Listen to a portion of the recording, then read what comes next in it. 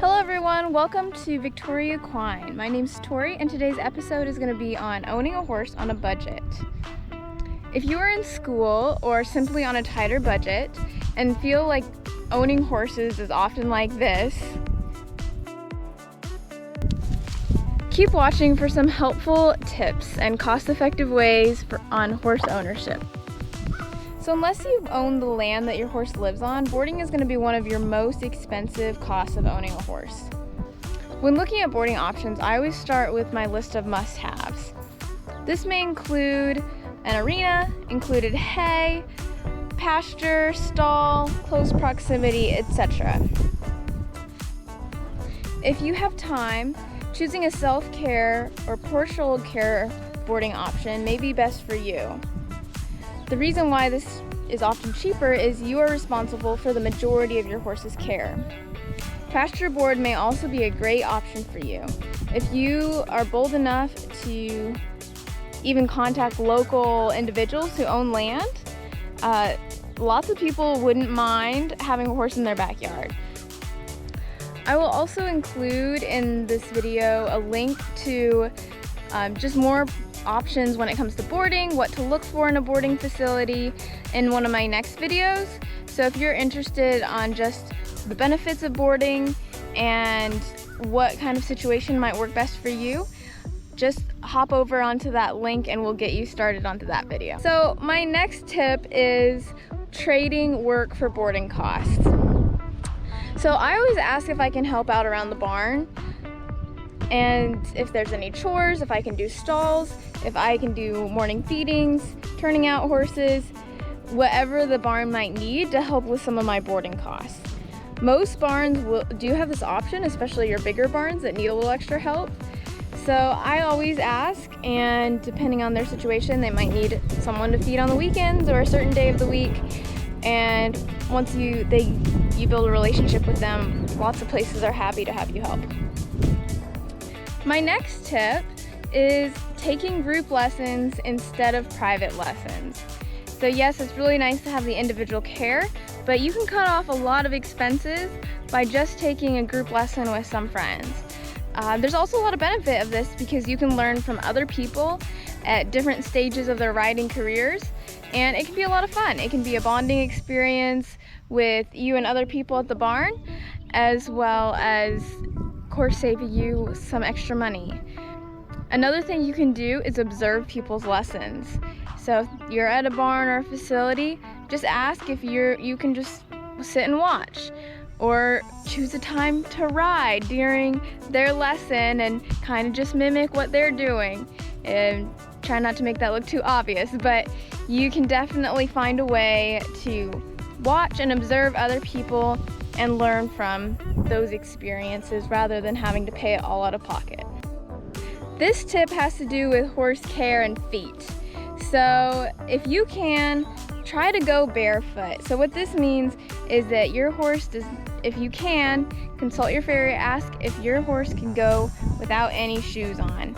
Trims cost anywhere from $35 to $60 typically, while a full set of shoes can often cost between $110 up to $300 depending on where you are in the country. Okay, tip number 5 is buying used tack.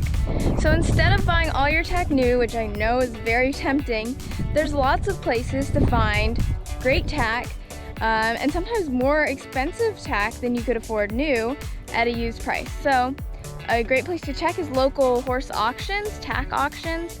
You can go check out Facebook Marketplace. I've bought some stuff off of there. It's really nice because then you can go look at it beforehand. And then I always check discount saddlery shops too. So these aren't used things, but they are discounted. Sometimes they're being discontinued.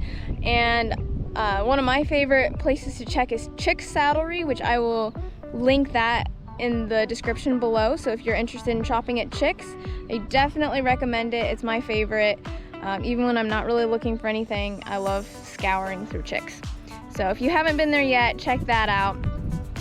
That's a great way to save a little bit on your tack. Okay, tip number 6. knowing how to give your horse first aid and administering your own vaccines. So this is something I don't personally vaccinate my own horses because I'm pretty queasy with needles. I used to want to be a veterinarian and I decided I can't do blood and needles. So, but if you feel confident enough, you can give your horse vaccines yourself, which can save you a lot of money so you don't have to do the vet call and all the extra taxes. So a great place to check for your vaccines is Valley Vet.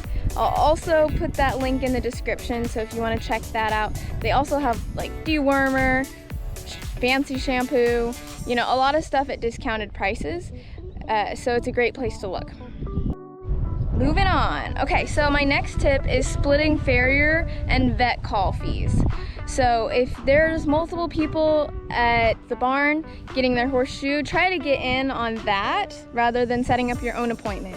Because typically farriers will, as well as vets, have a call or a farm call fee, which is tacked onto the fee that you're already paying for the service.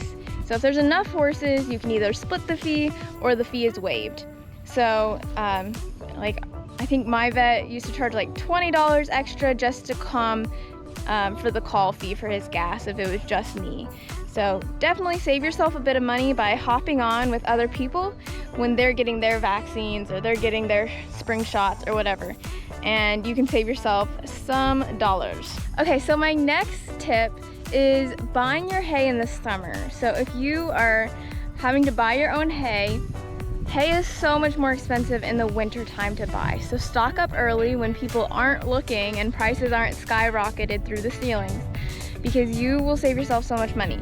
Lots of times they can almost double in price if you're buying it into the late fall, winter, when people are suddenly like, oh my goodness, I didn't prepare, I need to buy it. And farmers know they can take advantage of you, so don't get sucked into that and buy your hay early. Okay, last but not least, another way to save is buying your seasonal items off season. So if you need fly sheets, buy it in the winter.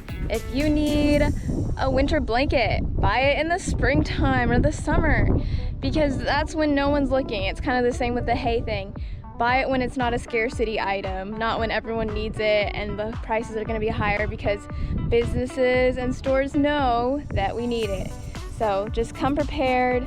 That's all I have for today. If you guys have ideas for other videos you want me to do, you know, comment or send me a message and I'd be happy to work on that. So thank you guys for watching today's episode on owning a horse on a budget. Please let me know if there's anything you guys can think of that you do to save money, and I'd love to take note of it. Have a good day, everyone. Bye.